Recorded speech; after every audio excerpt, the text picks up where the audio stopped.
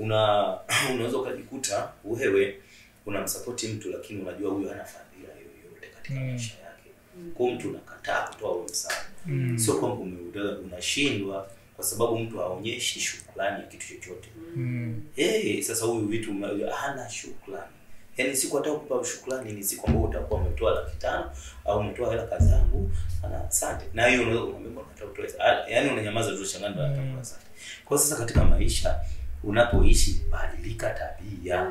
Kwa sababu mimi kama mimi nakuelekeza ukweli, unataka msaada wangu mpaka unalia hapa mbele ya Joyce, sawa? Lakini unataka msaada wangu mimi na mimi lazima unionyeshe utu. Na mimi kukusomesha au kukusaidia wewe najua ni faida ya watoto. Sio yangu. Mimi wewe kwa ninashindwa kusupport. Kusupport tena sina shida kwa sababu najua hii ni faida ya nani? Ya mtoto. Wewe utakusaidia ila moyo wa shukrani ndio unatakiwa. Sasa wewe usipokuwa na moyo wa shukrani bado vile unaonekana mjinga. Mtu anashindwa unaweza kutoa hela sehemu ambayo unaona sifuri. Alafu unaona hata haina nani. Kwa ndio huyu anachokutana nacho kwa sababu utashindwa kumsapoti. Mfano kama hii issue yake kusema kweli nilisema. Toka hivi juzi nimempa 15,000 ya jana.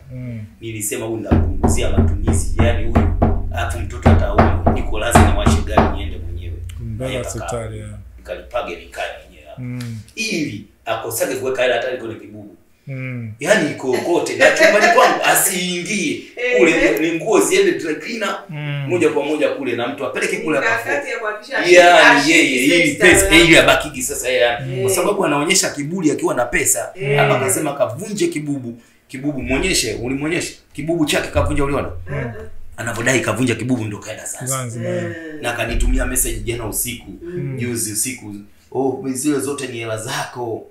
Zile zote ni hela zako. Alikwenda Zanzibar na zile zote ni hela zako samahani japokuwa ngoja usome hizi message hizi mbili. Soma hizi hapa ndo sikashauriwa na nani kuongea hivyo. Naomba unisamehe mimi nilihisi ndio itakuwa njia ya kusolve hili tatizo. Sikudhani kama itakuwa hivi. Naomba unisamehe mimi siwezi kuweka bato na wewe. Tafadhali nimekosea, naomba unisamehe na hisi nimechukua maamuzi ya kwenda huko.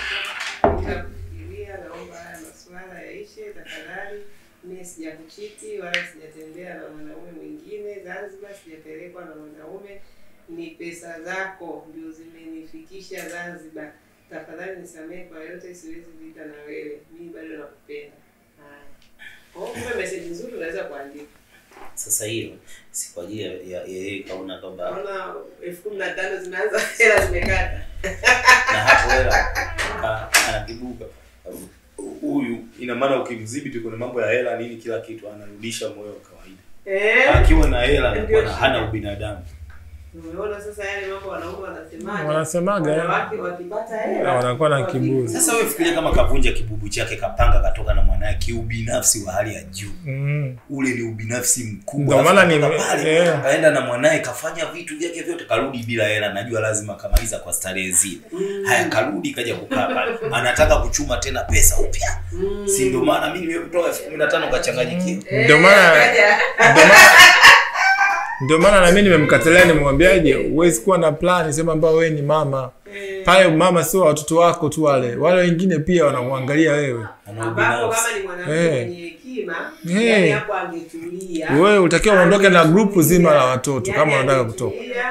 Amheshimu huyu baba kwa sababu kwanza anapata kwa sababu yani kilichomfanya awe kwenye mahusiano kwanza ni lifestyle ya huyu baba. Kwamba pale kuna uhakika wa maisha. Sio unaelewa ndio maana mimba ilitolewa. Hii mimba ingekuwa imetoka mtaani huko kwa mtu asiyeelewa, acha kwa haraka bodaboda.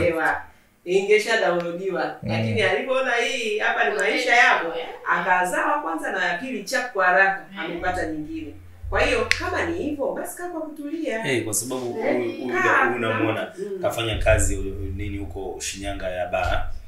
Kafanya kazi kaishakuwa na manager, yeye mwenyewe ana manager wa nini? Wa Alice wa mkoa wa Shinyanga alikuwa bwana yake. DJ alikuwa bwana DJ wa hiyo club. Bado mwenyewe tu alikuwa na mambo yake ya kudanga. Hajawahi kupata mimba mpaka leo.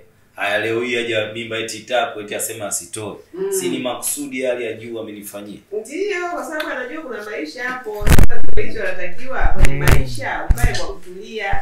Kama umeweza kuwa na akili ya kusema ngoja nizae mtoto hapa hatapata shida kwa sababu maisha. Au hata sio akili, maana yake ngoja nikwambie kisaikolojia. Actually hiyo wanaofanya wanawake ni saikolojia. Wanyama wanachaguaga mnyama wa kuzaa nao. Hata binadamu saikolojia hiyo ipo. Yaani huyu kaona kabisa katika wanaume wote waliopita, wewe ndio mwanaume salama wa kufanya nini? Wa kuzaa naye. Yaani hiyo ipo, hiyo saikolojia ipo. Ni kwa wanyama, ni kwa binadamu ipo. Kwa kama umeamua hivyo, basi mpe huyu heshima hiyo. Sasa tayari ameshakuwa ni baba wa watoto wako. Kwa sababu wewe unavyomtreat huyu hivyo, una maana watoto na usisubiri mpaka pesa. Yaani wewe unasubiri mpaka usiwe na hela ndio umheshimu mtu. Shukrani hata 500 ni shukrani. Hata 1000 ni shukrani. Yaani nimegunduaga kama siku hiyo nimekuwa kusimulia hapa aliyobeba mizigo mingi akaondoka. Hakunitafuta wiki hizi. Aliondoka na milioni ngapi? Nikupaga shilingi ngapi? Kipindi kile nikupa shilingi ngapi? Shilingi gani? Nenda huko. Akaondoka bila hata kuna nini. Akaondoka. Alipoondoka alikuwa kunitafuta ndio ujue yani akiwa na pesa. Sahau. Unamwona kama ni ATM. Yaani unaona? Yaani kama hivi karudi sasa amemaliza. Hapa mnaanza upya.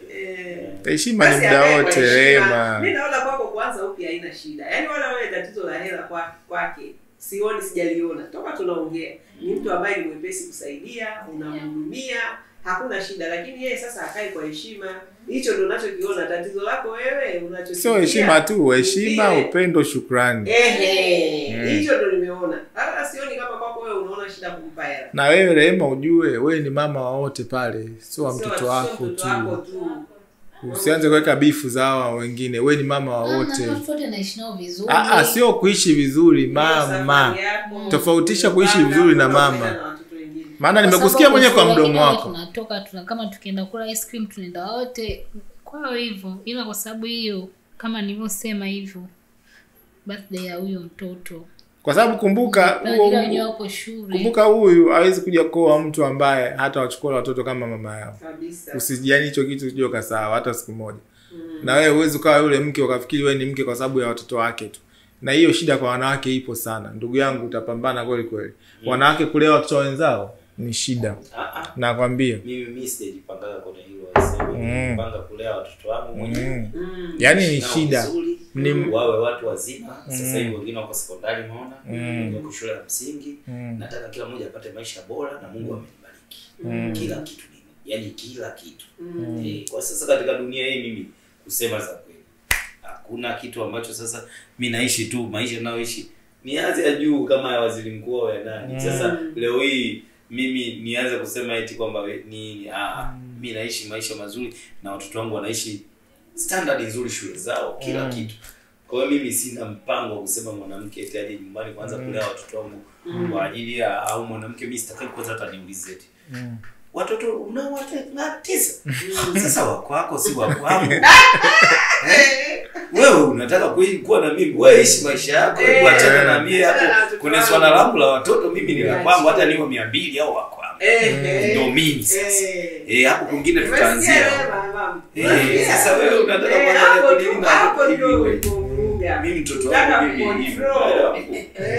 Unataka wewe ni naye na wewe na ujiongeze, sijui unaenda kusoma pharmacy, sijui unataka kufanya nini, lakini ujue lazima uwe msaada. Nyumbani simko ni watoto na wewe tu na hao vijana wa kazi. Sasa jiulize, na maana mlinzi mkubwa wa kwanza anatakiwa awe nani hapo nyumbani? Ni wewe. Usikae tu yani kama vile uko hotelini. Kaa yani kama wewe ndio mlinzi, huyu anatakiwa unajua maana neno chao? Kasema, si nimesema neno chao. Chao ni nani nafikiri? Mimi nawaambiaga wafanya kazi hapa, ukishakuwa chawa bosi wako ndio utaniambia faida utakazozipata. Sasa huyu anajua wewe mfanya kazi aliyomzuia.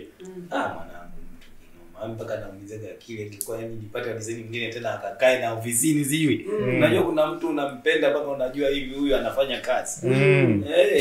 Yani yani anafanya kazi, anajipenda na anajua bosi chochote anakuambia. Huyu anajua. Hata ufanye chochote lazima akwambie bosi. Ndio hivyo. Yani wewe unatakiwa mlinzi. Hana hiyo. Lazima mfanye hicho kitu. Unaelewa hivyo? Yaani unatakiwa ujue mahesabu, yani mahesabu kwamba huyu sasa hivi anataka nini, anahitaji nini, anarudi saa ngapi.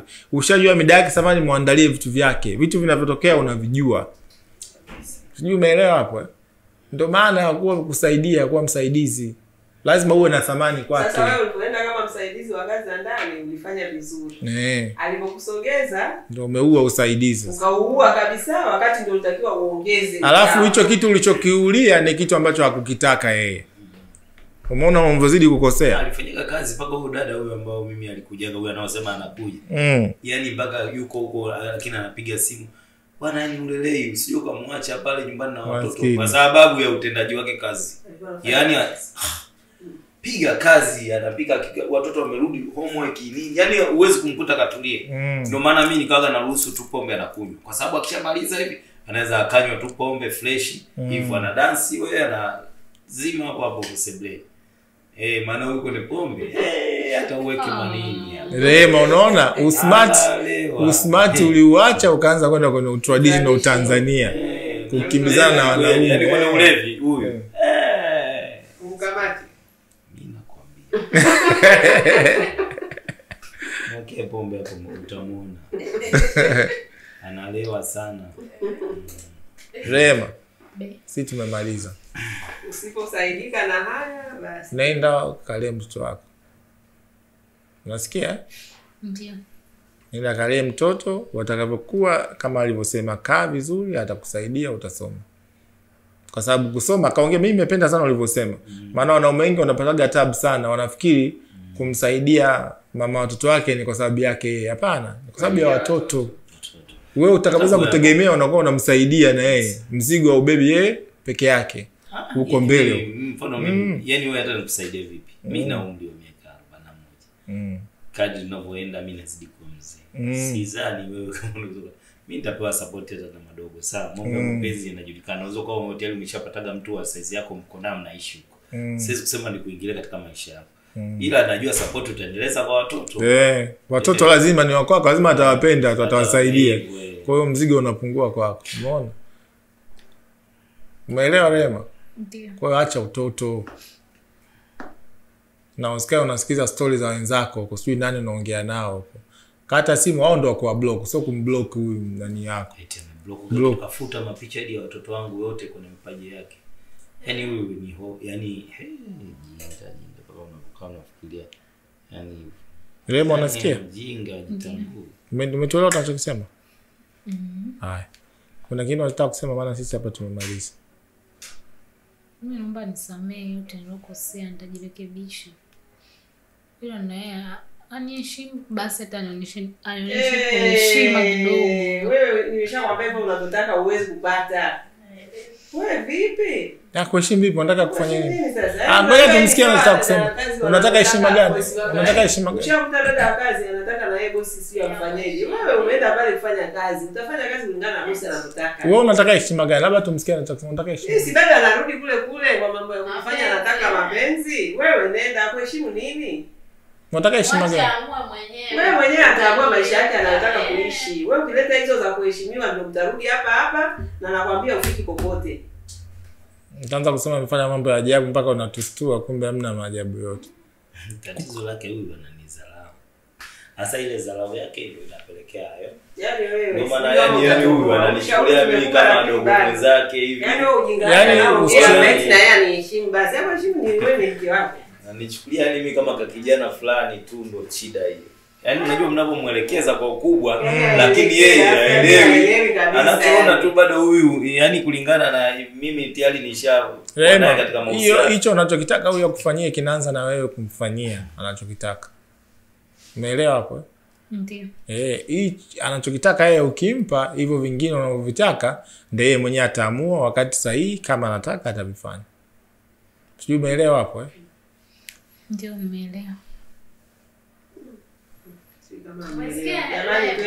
Jamani twende. Atajua mwenyewe. Yaani ujinga wako utapoteza mwenyewe, umeenda kujitegesha huko. Alafu mwenyewe ndio utavuruga. Kama umekaa umemtegeshea basi unatakiwa uendelee kumtegeshea siku zote. Wewe ndio wakukaa umnyenyekee, umheshimu, uhakikishe unafanya vile anavyotaka yeye. Sio wewe uanze kumwambia tena basi na mimi si unifanyie hivi. Hamna hicho kitu. Kwa sababu yeye akuambia anataka akuoe. Wewe ni mtoto wa kike umeenda pale kukutana na mwanaume mwenye maisha yake. Huwezi kwenda kuingia ukavuruga utaratibu wake ghafla ukaanza tu kumbadilisha. Haiwezekani. Kama ameshaamua bado kutolerate huko nyumbani kwake, kama utulivu. Yaani kwa kifupi ni hivyo, wewe unatakiwa ukae pale utulie, usiseme si na yeye anifanyie hivi. Ukisema hivyo ndugu yangu au mahusiano, hamtaishi kwenye hiyo nyumba. Yaani tena anavyoongea ni kama vile labda alitaka kusema basi na aniletee watu wa kunisaidia kazi. Kumbe vitu tunapovichaji hata sasa vihusiani. Bwana shaombaga. Hivyo amepaka mtoto amemleta mfanyakazi wa mtoto huyu yeye yuko ndani. Na mtoto huyu mlete mfanyakazi nikamwambia hivi na maana wewe unafanya nini sasa? Na maana ndani kila kona tu wafanyakazi. Mfanyakazi wa mtoto tu unashindwa kuna nini? Sasa nilikuwa nakuomba kurudi chuo ndio ilikuwa hivi. Hapana, lazima uwe na utu na ufikiri. Rudi chuo mtoto mdogo ili. Haya, Rema nafikiri tumeelewa. Kuna kingine kilichobaki? Kilichobaki ni yeye kujitambua bwana. Sasa hivi vitu vyote hapa. Alafu naomba alisema, Rema alikuja akaelezea akasema huyu mimi simwamini. Nataka upande wa pili. Nataka nisikie upande wa yaani kweli leo tumesikiliza tumekundua tofauti na alivyokuwa kueleza. Yaani mambo yake mengi yani kwa sababu hii ni wanawake. Yaani mimi nishaona yeye huyu kafanywa ukatili, yaani yeye kwanza alipokuja na geza kubakwa na nini, yaani nikasema jamani, hivi kweli wewe unataka kufanya hivyo? Lakini hapa ukisikiliza, huyu ndio ameenda anayataka mahusiano. Mahusiano yenyewe hayamtaki. Basi kaa kwa kutulia umepata angalau umeweza kumshawishi mwanaume akakuingilia kwa sababu kuna wanawake wangapi hajalala nao. Wewe umepata bahati katika wale ambao amesema basi ngoja nipite naye kapita na wewe ukaweza kumtegeshea mimba ukapata mimba tena sio moja mbili na bado nyumbani kwake upo. Kwani usitulie?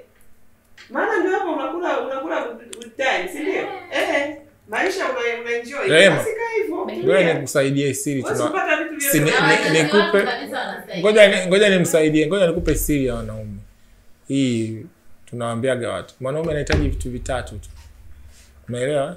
Cha kwanza heshima, cha pili anahitaji ngono sex, cha tatu anahitaji company anapotaka yeye company, atakapotaka yeye.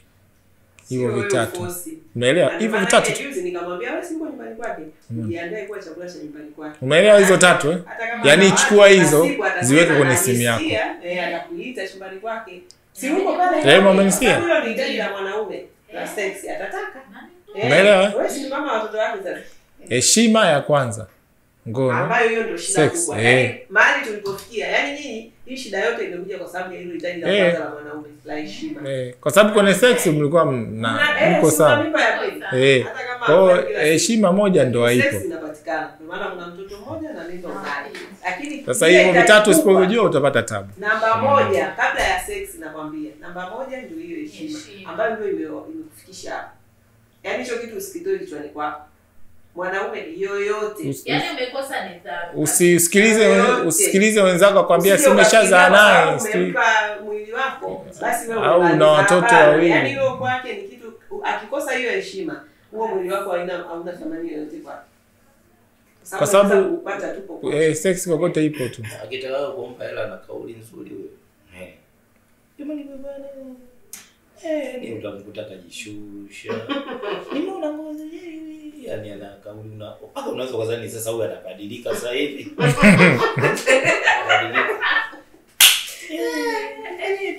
Mbona mtapeli? Nyumbani mna yeye mama kabisa yeye. Hapa anaomba yeye. Siwe hivyo moja kwa moja.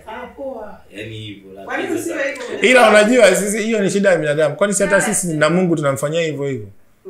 Ukipigwa kitu kizito hapa unaenda kanisa. Utasali ibada zote.